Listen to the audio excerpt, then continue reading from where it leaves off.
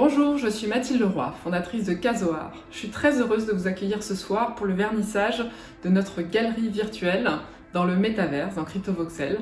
C'est une expérience unique et nouvelle qu'on a envie de vous proposer en vous permettant de découvrir de l'art de manière nouvelle dans un espace en 3D.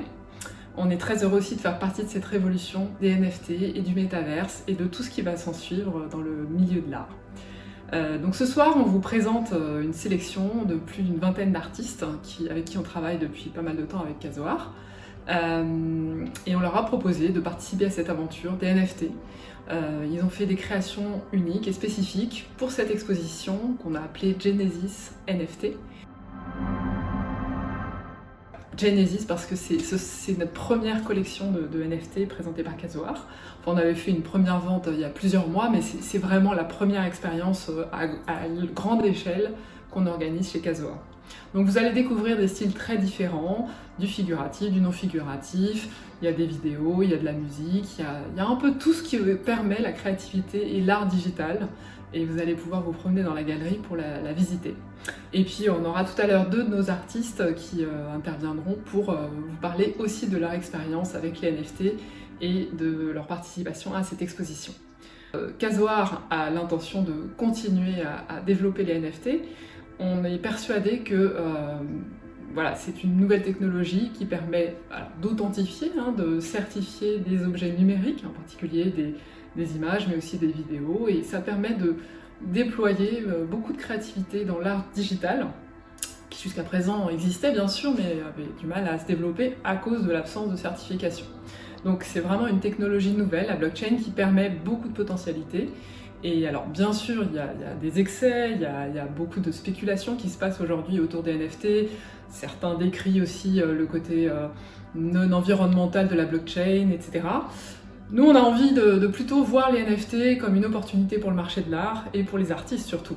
C'est l'occasion d'avoir des nouveaux outils de créativité, de pouvoir s'exprimer très largement, et aussi qu'il y ait beaucoup de transparence et que les artistes puissent vraiment avoir prise sur leur création et sur qui va les acheter, comment vont évoluer leurs créations.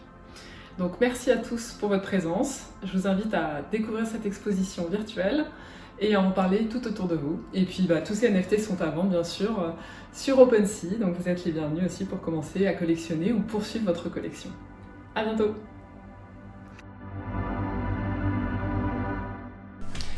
Je m'appelle Notseg, et ce nom à la base, il n'a pas vraiment de signification.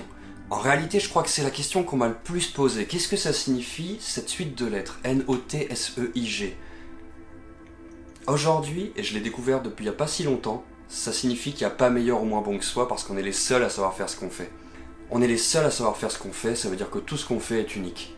Et ça, c'est peut-être le plus beau. C'est ce qui m'a permis de me libérer dans la création et de vraiment comprendre que moi aussi j'étais unique.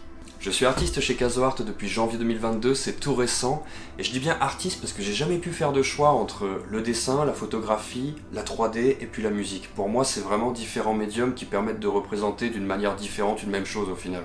Je sais pas si vous avez fait gaffe, mais il y a eu quelques petites nouveautés ces derniers temps. Il y a eu ce qu'on appelle les NFT. En fait, je me suis vraiment intéressé dès le départ à tout ça. Je me suis dit, tiens, qu'est-ce que c'est que ça ?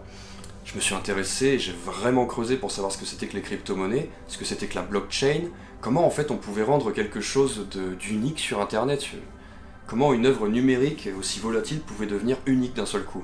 Ça m'a extrêmement intéressé parce que je suis justement dans cette démarche de choses uniques, comme je disais tout à l'heure. L'idée que chacun est unique, que du coup chaque œuvre devient unique, etc. Ça me parlait dès lors beaucoup. Le problème c'est que je voyais pas comment on pourrait visualiser ces créations. Je voyais pas comment ça pouvait se faire. Dès lors je voyais moins d'intérêt. Et Meta est arrivé. Facebook est devenu Meta et ils ont annoncé l'arrivée du métaverse. Et là je me suis dit, ouais, là il y a vraiment une vague énorme qui arrive, une révolution de fou qui se prépare. Et je veux vraiment en faire partie. Sauf que créer ces NFT tout seul, je savais le faire. Mais si c'était pour être noyé dans la masse, je voyais pas l'intérêt. Et là, Casoart est arrivé. Je crée chacune de mes créations comme étant quelque chose d'unique. Une part de moi-même, quelque chose qui exprime à la fois peut-être mon conscient et mon inconscient. Et elles étaient toutes faites à la base pour devenir des NFT. Parce qu'elles ont pour vocation d'être uniques, d'être comprises par une personne et d'être emportées, pourquoi pas, sur toute leur vie, avec leurs enfants après, etc. Je vois pas ce qu'on peut faire de plus beau pour quelqu'un. Je remercie Kazoart de me donner la possibilité de faire partie de l'aventure et j'espère que ça aura cette petite révolution justement les NFT et qu'on pourra aller vers quelque chose de nouveau. Et ensemble en plus si c'est possible. Merci à vous. Hello tout le monde, je m'appelle Alina Lalala de mon nom d'artiste et je suis chez Kazoart depuis 2020. Les NFT, j'y suis venue de manière naturelle et c'était comme une évidence. Alors d'une part, je suis quelqu'un d'hyper curieux, j'aime explorer les nouvelles choses, les nouvelles techniques, que ce soit dans mes œuvres matérielles ou maintenant virtuelles, mais aussi parce que je suis fascinée par la science, par l'univers, par les nouvelles technologies depuis toute petite. Et je travaille sur la dualité, donc il y a cette espèce d'attraction-rejet que j'avais envie d'explorer. Rejet pourquoi? Parce que effectivement si on déroule le curseur, le transhumanisme me fascine vraiment beaucoup, mais en même temps il me fait peur. Je m'y suis vraiment intéressée depuis le début de l'année 2022 et j'ai commencé à m'y mettre à peu près en même temps. J'avais envie de réfléchir justement sur